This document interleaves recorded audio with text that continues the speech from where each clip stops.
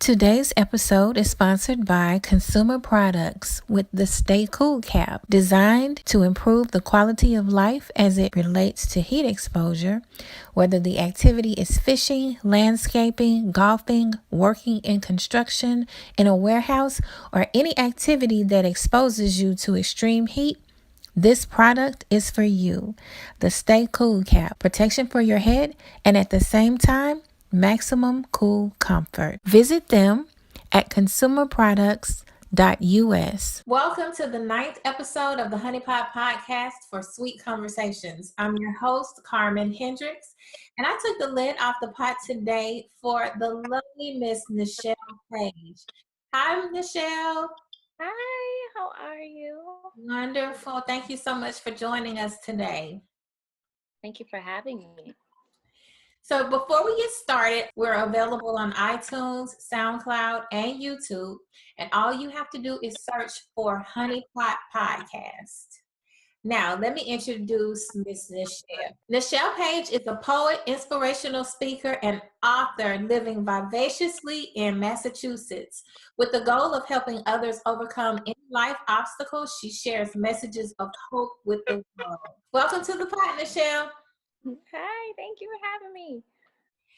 So, is there anything else that you'd like to share about yourself before we get started? I just turned 29 and I live in Massachusetts. I just wrote this book.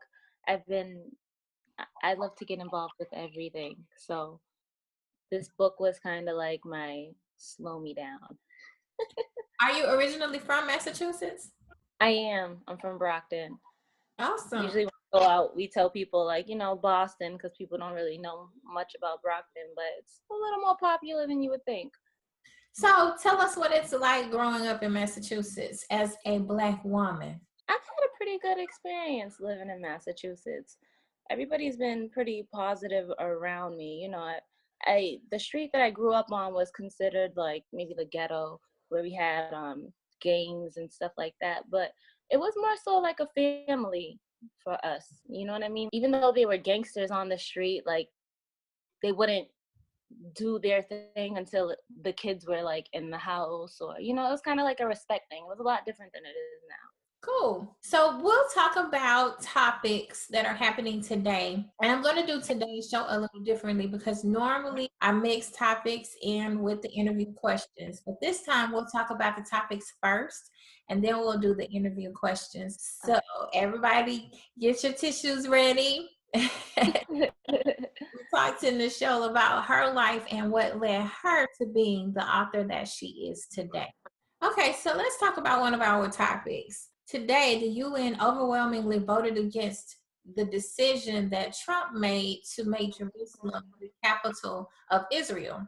And it led to remarks by the U.S. Ambassador Nikki Haley, who said, and I quote, "The United States will remember this day in which it was singled out for attack in this assembly. We will remember it when we are called upon to once again make the world's largest contribution." And then Trump followed up with the statement, "We're watching those votes. Let them vote against us. We'll save a lot. We don't care." So what do you think about that? I kind of feel like he's taking more control than I think maybe is necessary. He's trying to kind of scare people into his belief, I feel. And with Jerusalem being the capital now, that's major with religion. People are probably not happy about that. So I can only imagine what those people are feeling. Trump is a bully. He has always been a bully. That's how he handles his business. And so I can see that. I can see you feeling that way because it was something that kind of caught my attention too. Like, can you go to an entirely different country and just tell them? Right. It's so sacred there, like there's a lot of history there that he may not know, that we don't know. Which is why they have all of that stuff going on. So to just up and make that decision just seems like one of those, like, I'm king of the world because I'm the president of the United States. And it's like, you you should probably put a little more consideration into the things that you're doing. I agree with that. And speaking of consideration, that leads me to the next topic. I don't know if you were able to watch it, but NBA TV has a show entitled Players Only Monthly, and they reunited Magic Johnson and Isaiah Thompson. Now, for those of you who are not familiar with the dynamics between them, they had a 30-year beef, basically. And they had a tearful reconciliation during the show. In 1992, Magic Johnson fought and used his influence to keep Isaiah Thomas off of the 1992 Lakers dream team.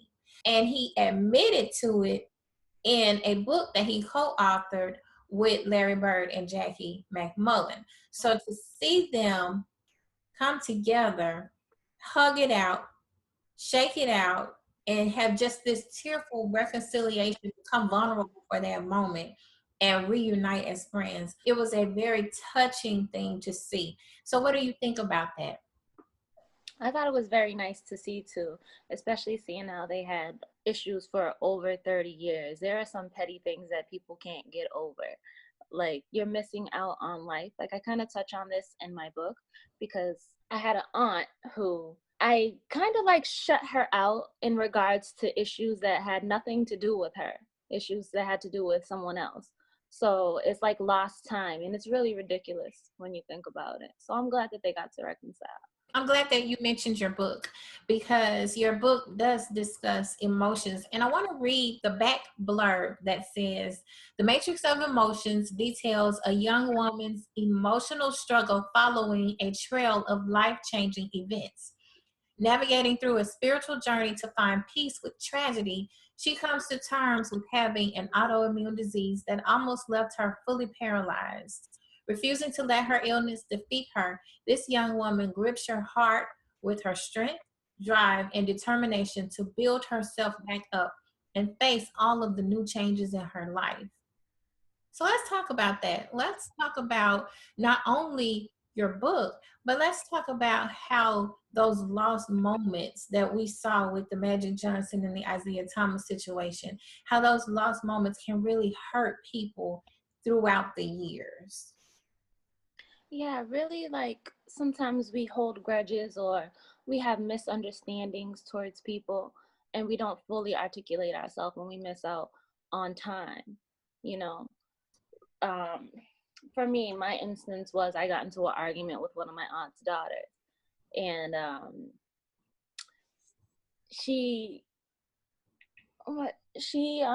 thought that maybe I was mad at her because of that, and I was like, no, I wasn't mad at her because of that, but now I will be. It was one of those kind of like, I'm just gonna be petty because I can be petty. I just want to be mad, and I really just lost time and moments with my aunt. For me, my aunt was someone who was there for me as a pillar when I lost my father, when I was going through things.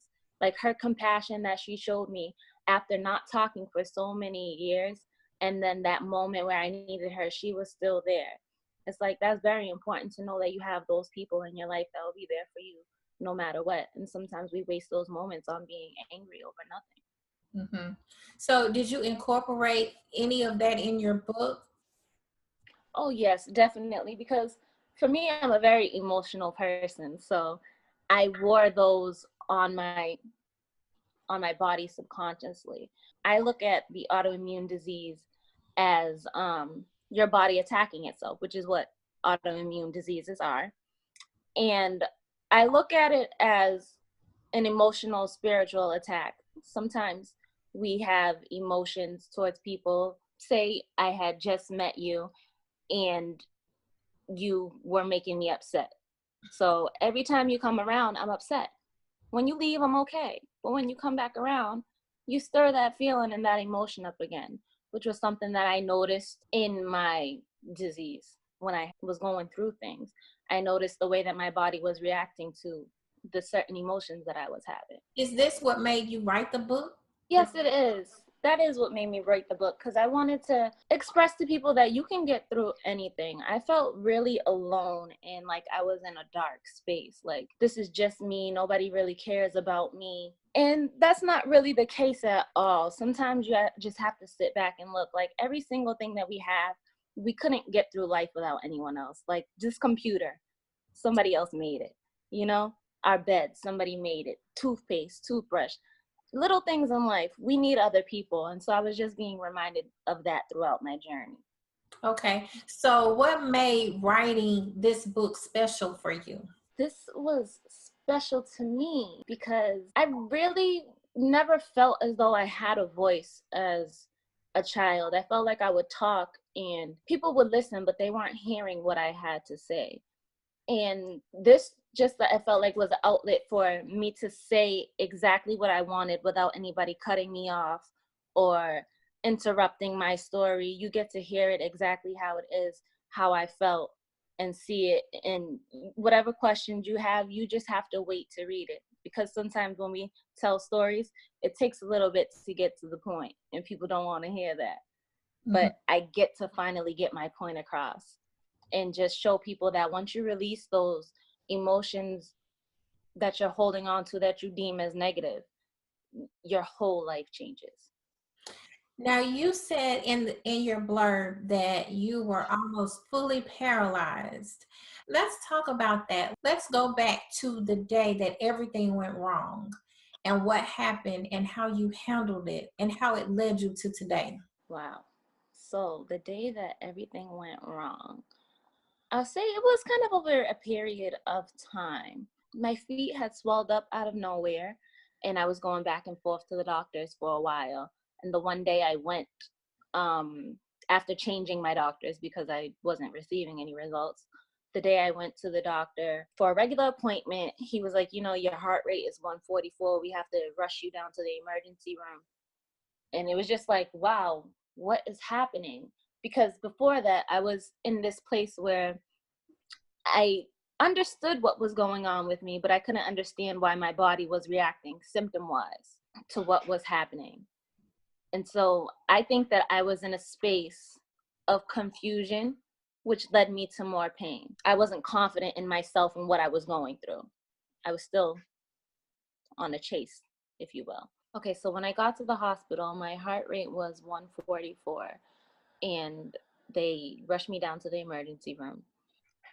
That night, I was pretty much waiting for a bed, and I didn't know how long I was going to be in the hospital. I was just thinking, like, goodness, I hope that they can help me. Let's figure this out. Like, I'll stay overnight if I have to. But it was really hard for me to get up at that point. Just to kind of carry myself. My body weight was heavy. Within a week, I lost everything. My right hand was stuck closed, so I couldn't open it, and my left hand was stuck open. My right leg, I couldn't move it at all, and my left leg, it had some movement, but it wasn't very strong. So it was very kind of like I was in a lot of pain, so I was asleep for most of it. When I woke up, it was kind of like, wow, I needed to go to the bathroom, or I needed some tissue for something. So I had a lady, she went to put a piece of toilet paper in my hand, and my hand just dropped. And I just cried because it was like, I can't hold toilet paper? What do you mean? Like, when did my life change this bad? Like, I was just on a path of, self-discovery. I was doing so well. I knew who I wanted to be. And then all of a sudden it was like, wow, I'm broken. And I'm in this room, and I felt so alone and so ugly staring at these four walls. But I had to choose to look at myself and say, you know what, even though you feel broken, I'm going to be the one that loves you. Like when you think back to that Christmas special, and there's that little girl who wants a toy, and she doesn't even care that, the doll is broken. She's just happy that she has a doll. And that was me for myself. I had to look at myself and just be like, you know what? If you're a broken doll, I'm going to love you through whatever. Wow. Don't make me cry. um, okay, so your book is available for pre-order until January 14th, Matrix of Emotions. this sounds like this is going to be a book everyone needs to purchase. Tell us anything else that you want us to know about your book. I just really am here to share the journey of self-love and self-strength. Like, love yourself through whatever, because you're the only one going through and living your truth. So let me ask you something. In your journey, did it lead you to changing your diet? It actually did. In the beginning, I say that this was a spiritual journey just because I was going through a lot. I'd lost my father, I'd lost a lot of people in that range. I ended up car accident, just a lot of stuff was happening one after another, domino effect. And I was going through so much at the time. I just decided that I was going to change my vibration. I wanted to be the greatest version of myself. So I changed the way that I ate. I was, not really healthy diet, fast food, whatever. I started with that and I just kind of completely changed it. Like, I'm going vegan and just switched it up on myself. And So I felt good for a while. are you completely vegan now? No, actually, after being in the hospital, I had to go back to eating meat because my body was essentially killing itself. Okay. So what's a typical day for you? A typical food day? A typical food day. I'm not really into breakfast, but when I do eat breakfast, I like to have like maybe oatmeal, pretty plain. And lunch, I'll do fruit and maybe like a sandwich or something. And then for dinner, I like to try to get creative and get on Pinterest and make something that comes to mind.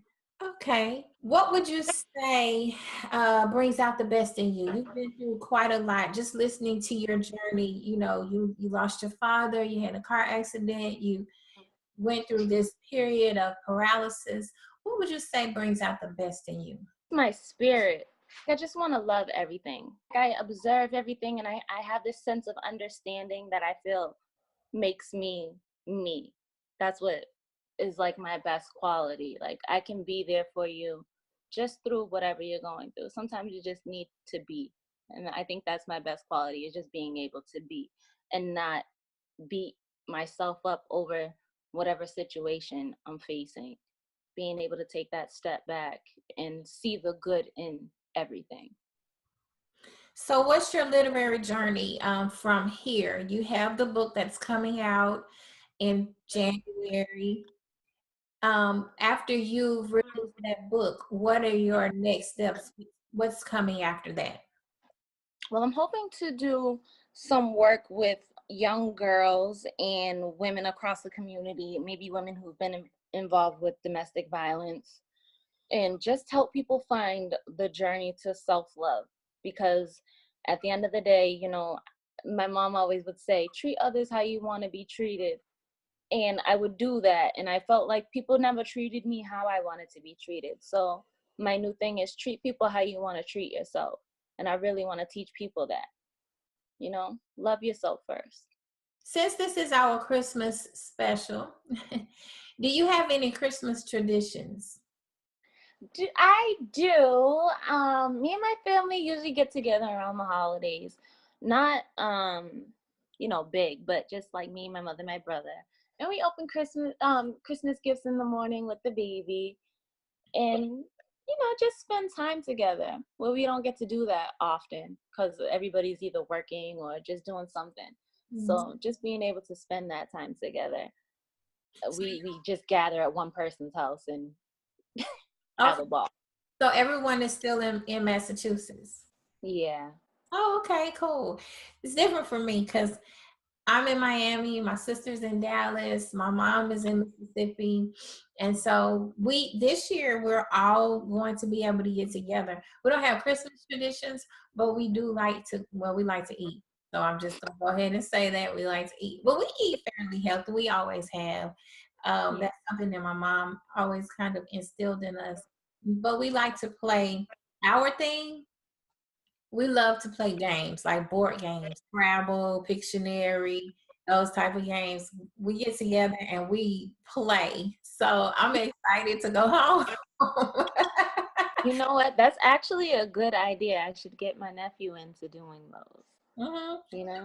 Scrabble. I'm telling you, we get together and we start playing, and the time flies by because you're just playing. But it's a time of just enjoying family. Unless it's Monopoly. Yeah, Monopoly. Yeah, we don't do Monopoly. We do our favorites are Pictionary, Scrabble, Taboo. And then my sister, she always comes up with something. Now we have the Black Card Revoked game. So we will probably play that. Have you ever played that game? No. Have you I've ever? never even heard of it. Really? Okay, so Black Card Revoked, you can order it on Amazon. It's actually a card game. And what makes it interesting is you can play it over and over again and you'll never have the same results because it all depends on the group of people that you're with. So for example, if you have like a group of people that all play spades and then they all play like where the ace is wild or the deuce is wild or something like that, then their answers whenever it comes to those type of questions will be different from someone who doesn't. It really just depends on the group of people. And I've only played it once and we had a great time because like the questions that we would answer were like completely different from my cousin. And she was like, who does that? And we were like, we all do. So it's fun. I think they're coming out with a TV show for it. Card games are definitely fun. My cousin got one where you have this thing on your head. I don't know if that's the one they had on Ellen, and the person's trying to guess the one on your card. Yeah. And I was trying. It was one like you have to mumble, you have to sing the song, but you have to hum it. And I'm like, she's like, you're a horrible hummer. Like, yeah. I played that game. My cousin had that game, and I played that game. And you only have like so many seconds, right? Okay, yeah. Yeah. The game is fun. It is fun. Yeah, and that's what we like to do as a family. We like to get together and just play games and just enjoy each other. Yeah. My mom has a fireplace. When we were little kids, we used to roast the marshmallows in the fireplace.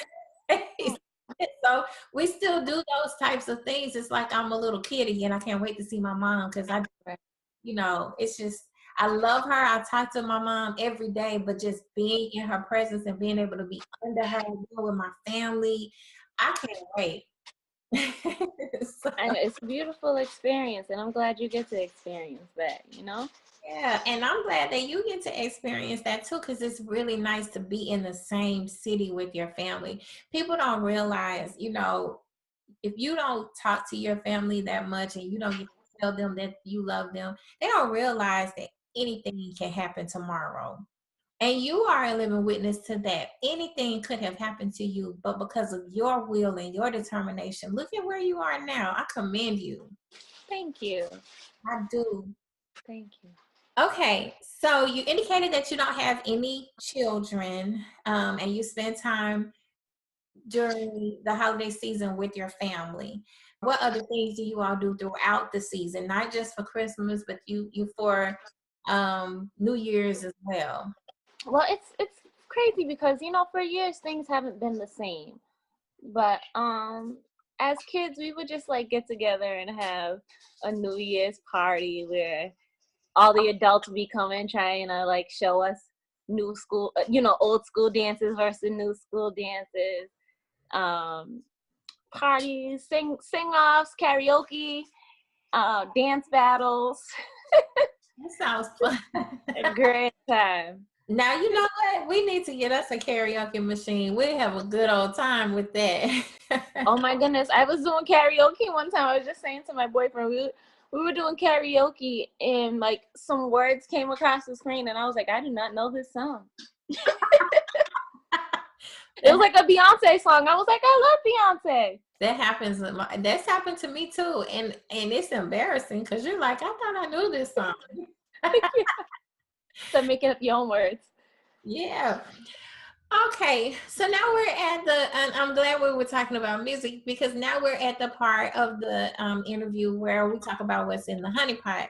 And usually at this time, I reach in the pot and I pull out like some type of music, something new, something fresh that people have not heard before. But today, we're just going to talk about what's in your playlist. What are you listening to right now? These days, I've been trying to put myself on a love vibration because I've just been, that's where I want to be, just full of love. So I've been listening to a lot of Eric Bellinger.